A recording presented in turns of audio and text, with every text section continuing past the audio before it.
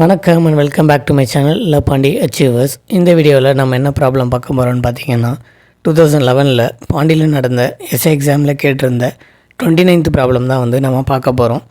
So question என்னென்னு பார்த்துடலாம் வாங்க.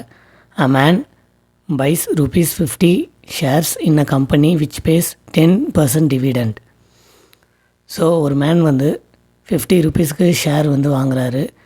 அது பார்த்திங்கன்னா 10% வந்து டிவிடெண்ட் தருதுன்னு சொல்கிறாங்க. ஸோ 50ல் 10% போட்டோம்னா நமக்கு ₹5 வந்து டிவிடெண்ட்டாக வந்து கிடைக்குது.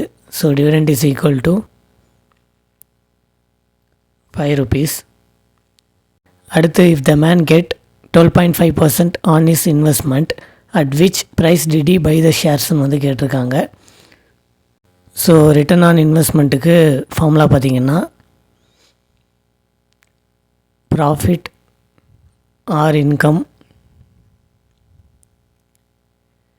divided by investment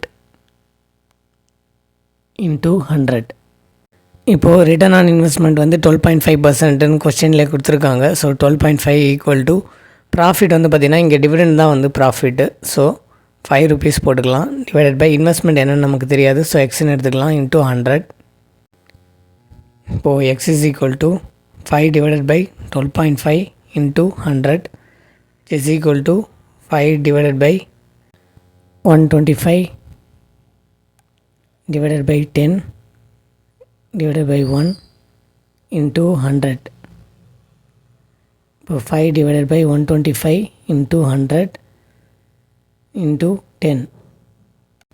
இப்போ எல்லாத்தையும் கேன்சல் பண்ணோம்னா ஒரு மிஸ்டேக் பண்ணிவிட்டு அகெயின் நம்ம எழுதிக்கலாம். 5 divided by 125 into 100 into 10. 1 5 is 5, 25 5 are 125, 1 425 is 100. So answer வந்து 40. ஸோ இன்வெஸ்ட்மெண்ட் அமௌண்ட் பார்த்திங்கன்னா ₹40. ஸோ ஆன்சர் பார்த்திங்கன்னா ஆப்ஷன் பி ₹40.